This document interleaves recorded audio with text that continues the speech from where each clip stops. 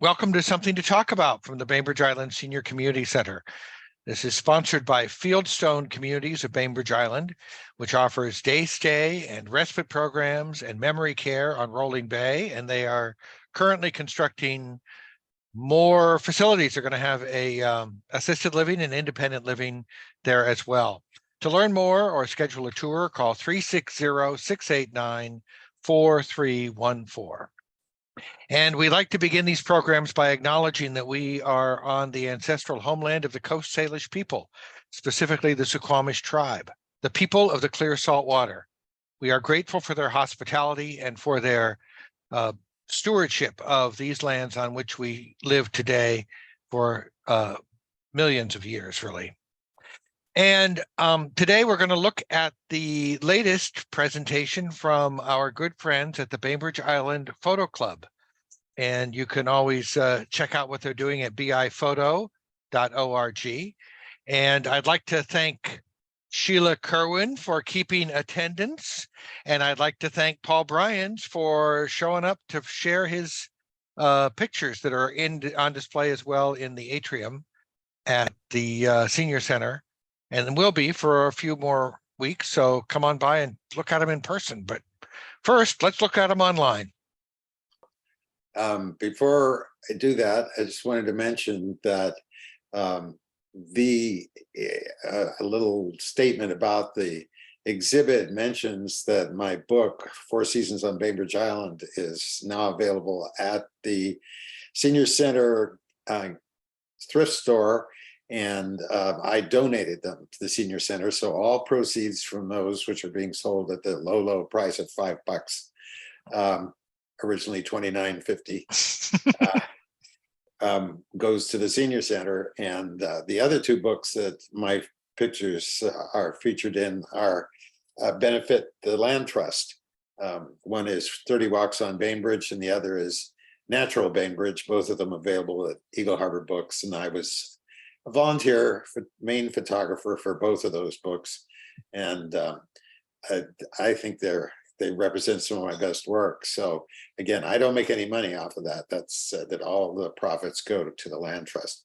And I'll just throw in that there is a video with the Charettes who wrote the text for 30 Walks on Bainbridge here on youtube.com/BI Senior Center. And thank you, Paul, for donating the books of the seasons. They're beautiful. Thank you. Now we need to hook up so I can show you my pictures here. That looks like it. That's a desktop. It's a beautiful picture. Okay. And are you seeing Zoom? Okay. All righty. So my obsession has been with taking pictures of Bainbridge, and I've posted. I had a whole show a while back of pictures of people around the world from my travels, but this one focuses on Bainbridge and what I consider the periphery of Bainbridge, which is Seattle. That's good. That's sort of like the Saul Steinberg look at the world from the point of view of New York. It's like, okay, there's this little place that we go to occasionally called Seattle. All right.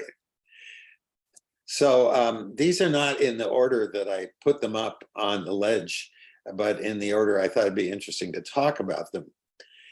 And this is just down the road from us on Arrow Point Drive and around this curve. And there are these 2 families that have fancy driveways with lions on either side. And this is the newer of the 2. And last fall, I was really enjoying the autumn color out everywhere. And I took a ton of pictures in Battle Point Park where there was beautiful fall. You'll see a little bit of that later. But this one is right in the neighborhood, in a place where I like to walk quite often. And I was struck by the color and the shapes and everything except a giant power pole right in the middle of the picture with wires running left and right. And I thought, okay, I can deal with that. So I use Photoshop Elements for editing this kind of thing. And I went through and took out the power pole, which had a transformer box on it, and the wires. The wires are the tedious part in doing them. There is some software that says it'll do these things automatically, but I did it by hand. And it came out pretty well. And I'm not going to tell you where the power pole was, but I hope you can't guess. And the goal here was to get these different colors next to each other, and the swoop of the road adding some motion and interest to the scene. You might think that tree trunk that is about 2/3 to the right has been distorted in the editing process, but no, that's the way it grew. So It's been distorted in the growing process. Yeah. So yes, that's lovely. And I do like the idea that there are those different curves, not only in the road, but also in the trees, and then obviously in the branches as well. So right across from us is a little known city park known as the Fairy Dell, because it's so charming. That name goes back a long time, and I don't know if fairies ever lived here, but these are Fairey fairies.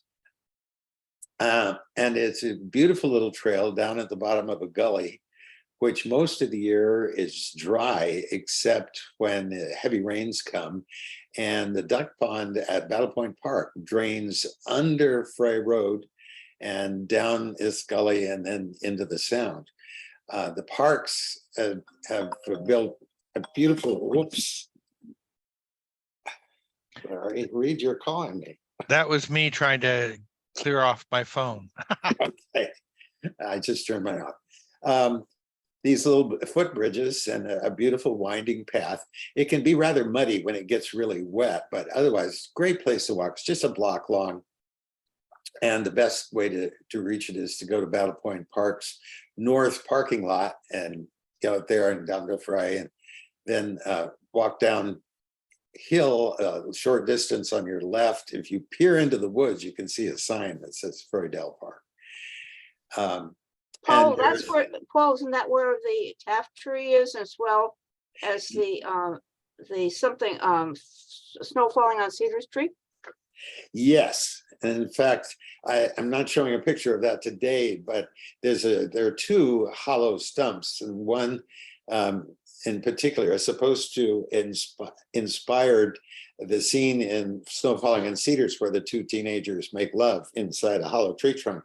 The book was written just a block from here, and it's a little cramped for even two very small teenagers, but I can understand why the space looked inviting. Unfortunately, one of them has a tree that's fallen on top of it now, and there's been a lot of damage to the Fairy Dell just environmentally in recent years. A lot of trees have fallen over, and so it's not quite as beautiful as it used to be, but this is one of my favorite areas. There is a side trail, by the way, that goes down to the beach, and that's an excellent, it's a road end, actually. There used to be a dock going off there to catch the ferry, and in the days of the mosquito fleet. But you can, when the tide is out, you can go down some improvised steps there and get to the shoreline. And if you turn right and go up the hill behind us where we're looking here and across the road, you'll be in our yard. So this is one of the reasons we bought this house here, because we thought it was such a fabulous place. And this is almost every other day I take a walk through here and over to the Battle Point Park. And much of the Fairy Dell is coated in ivy. And that's, I've been told, was planted in order to help stabilize the soil years ago, before people realized that maybe that wasn't such a good idea. Right. But this particular area is really coated with the sword ferns.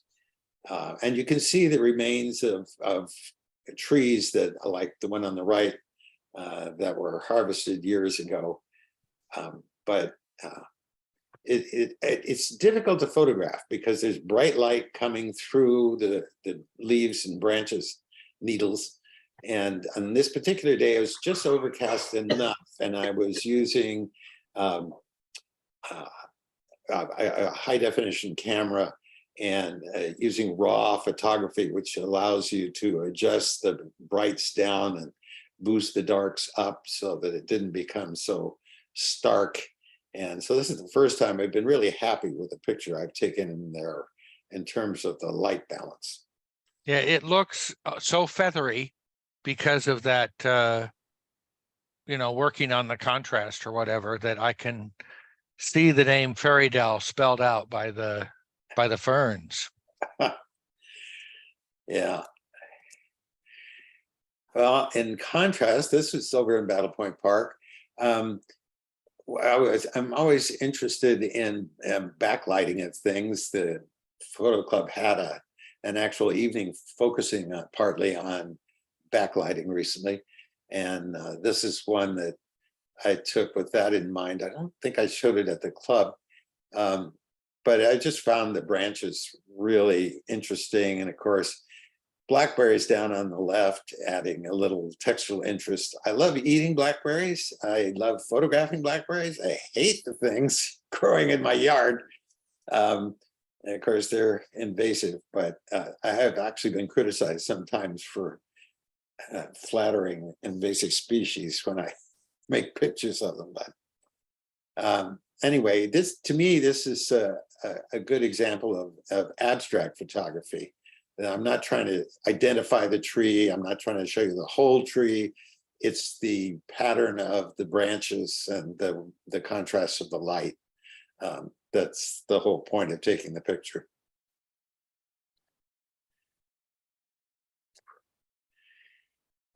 And I wanted to go down the road. There is a yard down sort of where that car is, whereas there's spectacular planted up trees that in the fall look amazing, but you can't park down there. So I was parking on just off Miller Road on Arrow Point Drive. There's a wide space, which is usually occupied by somebody sitting there using their phone. But I looked out and I saw this on our left is the northwest portion of the Grand Forest, the least visited of the three portions of the Grand Forest. And these maples were turning color just then. And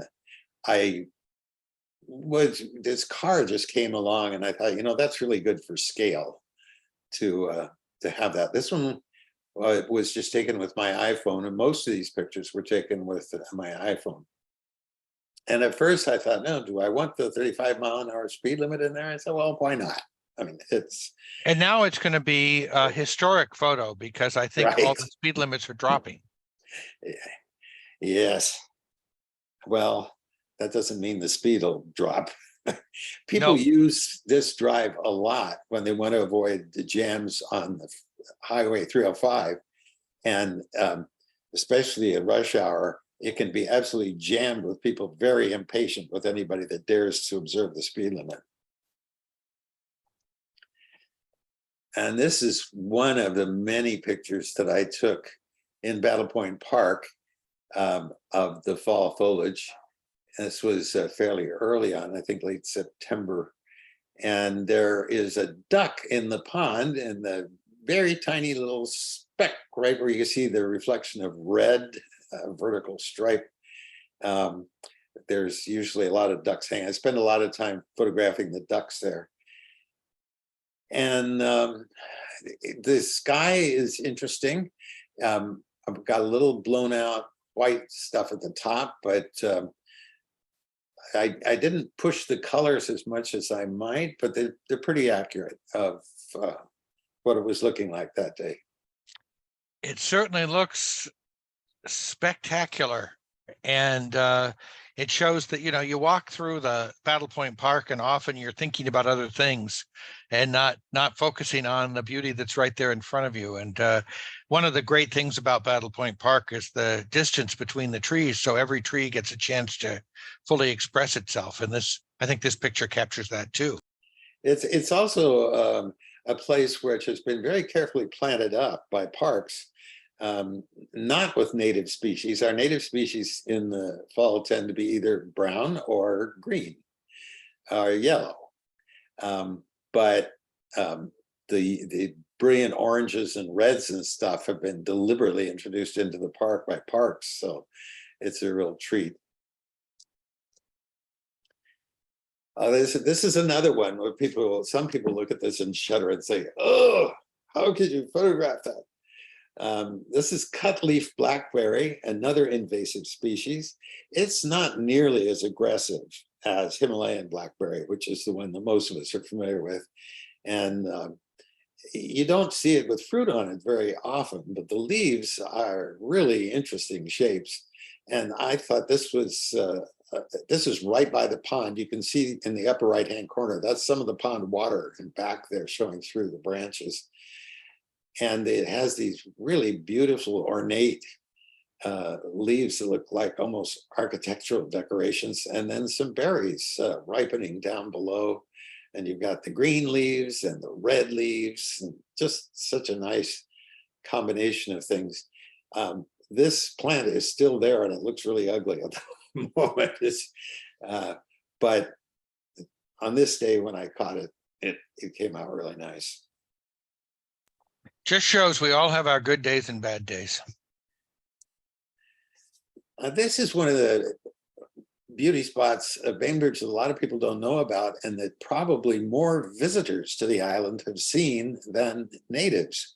If you take the waterfront trail from the ferry across High School Road, I guess it's not High School Road, but it's the driveway to the ferry, and go on that trail and go behind the ferry repair docks, on your right, you'll see this gully, and it's part of this fairly recently acquired park, which just up the hill across the way is Winslow Way. So it's right in the heart of Winslow, downtown. It's one of the things I love about Bainbridge. So you're talking about the ravine that goes in between the ferry. Yeah, okay. So that's Olympic Way, I think, that you're pulling off of there, that goes into 305. Right. And this is the walkway that I take to the senior center almost every day. Okay. And it's a tidal inlet, so much of the time it's not that interesting in terms of reflections or water, but this particular day the tide was in enough so that not only it supported some reflections, but some ducks. Those are the little white spots, sort of the upper middle right. And colors were beginning to shift just enough to make some interest in that. You turn around, you'd see the backs of those big buildings where they repair the ferries. So it's just a little bit of magic that's contained right in the middle of downtown. And I was cooking dinner one night. I like to make, almost every week, take one orange pepper, one red one, and one yellow one, and slice them up fine, toss them in salt and olive oil, and cook them in my air fryer to make a vegetable dish. And so I had just sliced this red pepper in half, and I looked at it and thought, oh, that looks really pretty. So I just snapped this picture of it, and then deleted the background, which was the uninteresting countertop in our kitchen, and replaced it with black. And did you use Photoshop elements for that? Yes, I did. That's I do most of my, yeah. Go ahead. I do most of my editing these days in Luminar AI, which Chuck introduced me to. But for selecting irregular areas and stuff, Elements does a better job. So last fall, I was out on a walk at downtown Winslow, and decided to stop by Mora and have some ice cream. And so I took my ice cream to that little seating area they had inside. The sun was low on the horizon over to my left, shining in through the window and casting the shadow on the wall opposite. And this woman was with her husband eating ice cream outside of the table. And so I was just struck by this composition and quickly snapped a number of pictures, and this is the one that came out best. The lettering on the wall, now if you had looked on the window, rather, if you had looked directly at it from the inside, of course, it would have been backwards. But with the sun casting the shadow on the wall, it gets straightened out and you can read it as Mora, and then you've got the other Mora up above. And I was using burst mode here, what Apple calls their live mode. And so her spoon was traveling, and I chose from about 8 different shots that captured where it's about to go into her mouth. I thought that made the most interesting photograph. Paul, I really like this this photo, and the only bad part of it is makes me anxious for spring and summer. And I feel like I can really eat Mora's ice cream.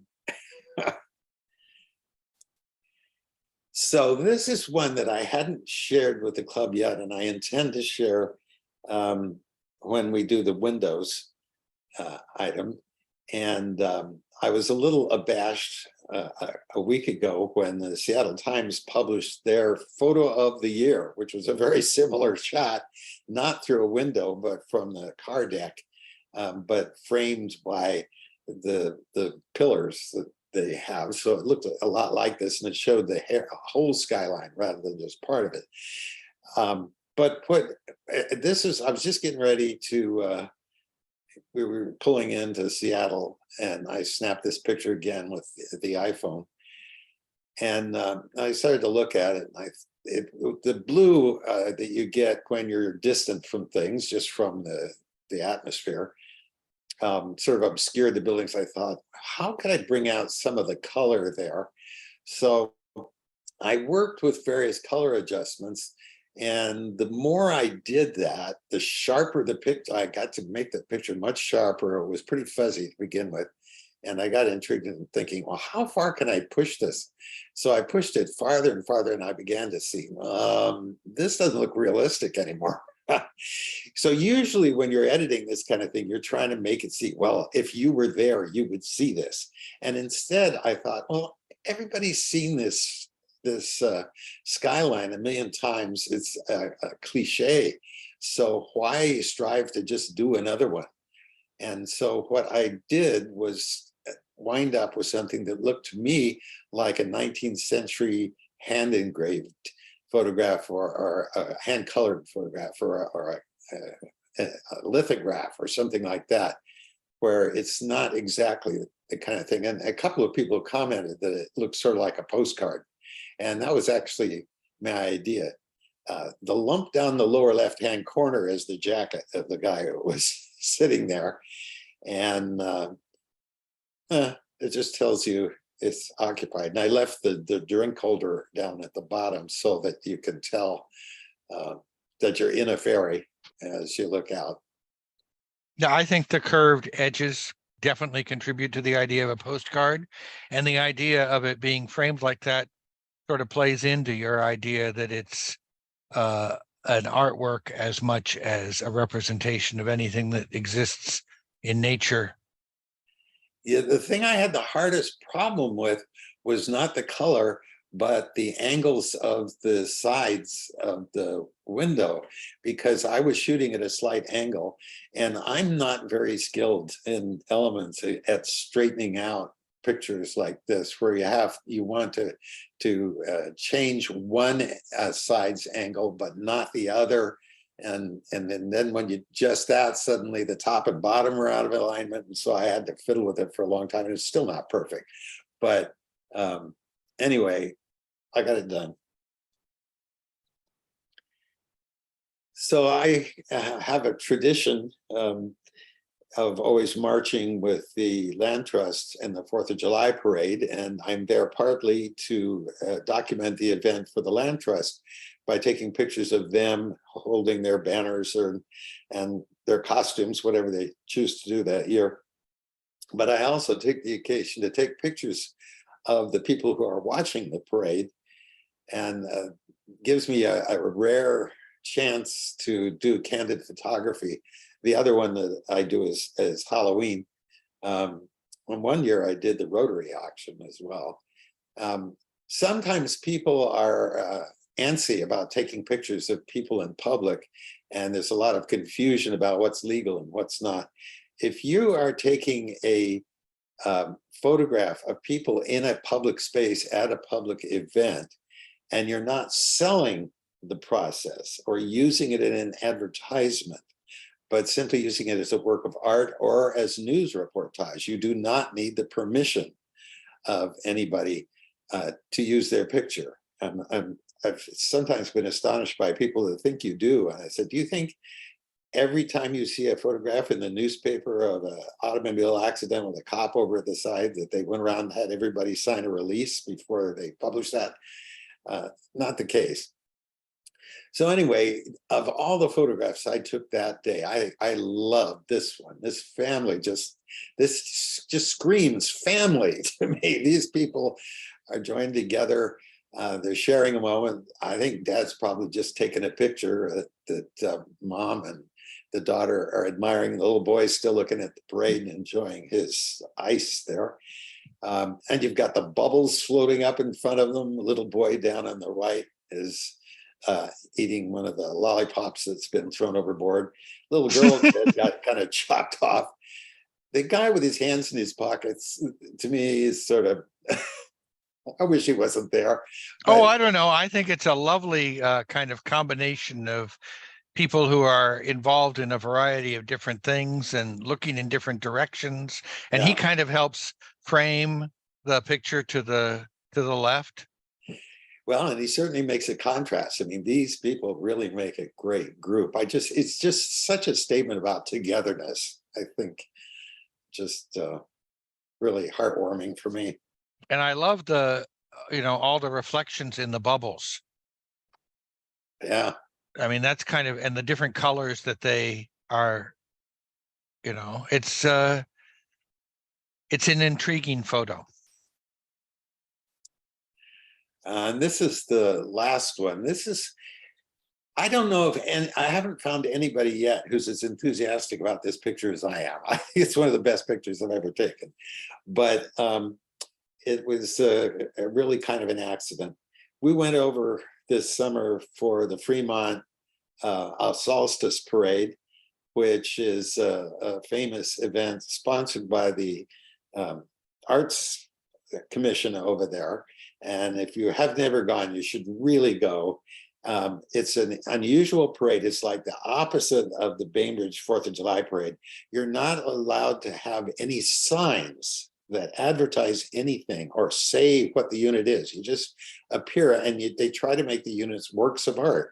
Sometimes there's acrobats, dancers, bands playing music, fanciful structures, and there's no motorized vehicles allowed. So you can put things on bicycles, which we had a few of those, but usually they're just pushed along by hand by groups of people. And there is a guide that can tell you what it is if you pick it up. But you get huge crowds, and some of the crowds are there for an event which evolved pretty much by accident over the years, of people riding bicycles up and down the street before the parade nude. And it's not so much they're showing off their body, but their body paint. There is the most incredibly imaginative body paint. A lot of times people look like they're fully dressed and all the clothes have been painted on them. So a lot of the crowd gathers for that. Now, at the end of the parade, down toward the end of the street, is this statue of Lenin. And a lot of people say, Oh yeah, Fremont. That's where all the lefties live. Of course, they have a Lenin statue. How disgusting! It doesn't belong to the city. It's actually on private property, and it belonged to a man who rescued it from Eastern Europe when it was taken down, and thought it would be cool to have, and put it up on his own little patch of land here. The street turns sharply to the right at this point, and so this is standing on private land. And people who are leftists around here are not Leninists, and so there's a custom of painting his hands red to show the bloody deeds that he's responsible for. But this year, I was just struck by the fact that somebody had splashed yellow and blue in a V shape on his body, which I take to mean victory for the Ukrainians. Meanwhile, underneath, there's all these unhappy looking people. And I was thinking, boy, they could look like protesters, except that there's that one woman grinning down in the lower left.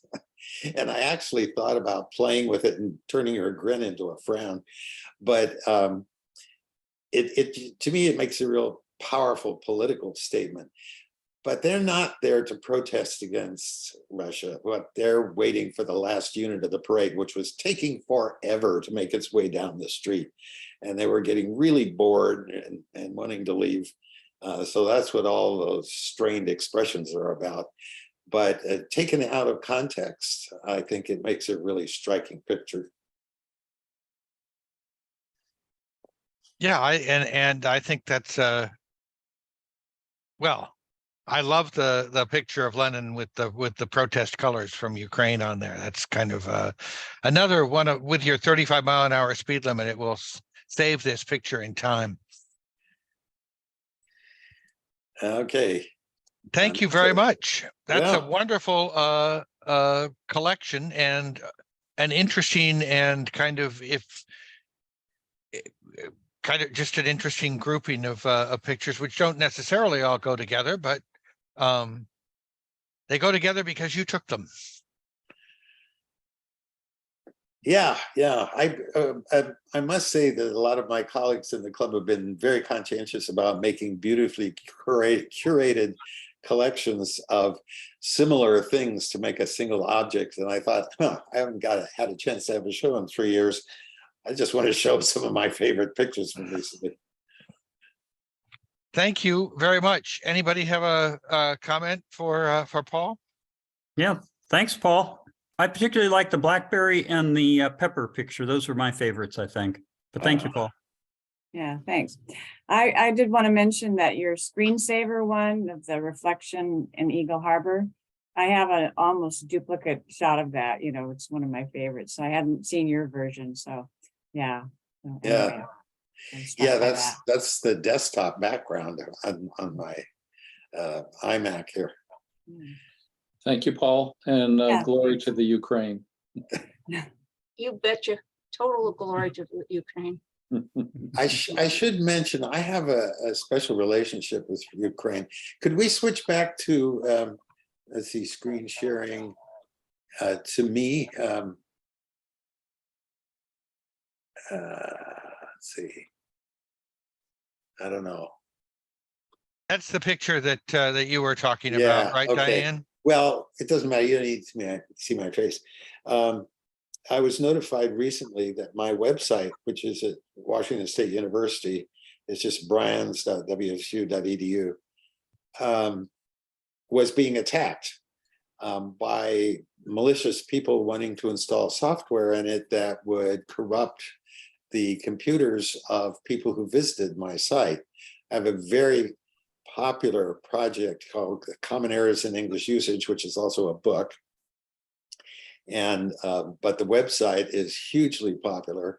And so they were trying to set up some more defenses against it because it was just getting barraged by attacks.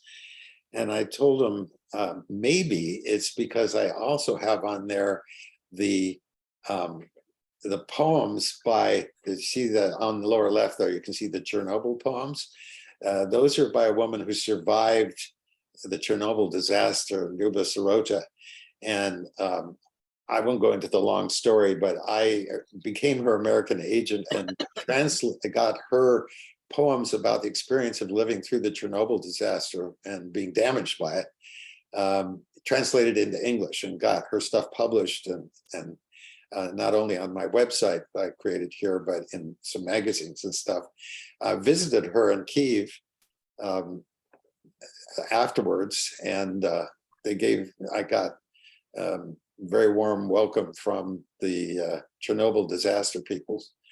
And since then, she's gone through quite a series of adventures, and I won't tell you the whole story, but anyway, that's my connection with things Russian and Ukrainian. So I'm definitely checking all the time. She has taken refuge in Poland now, which was to my great relief. I was afraid she might have been killed because she disappeared for a while.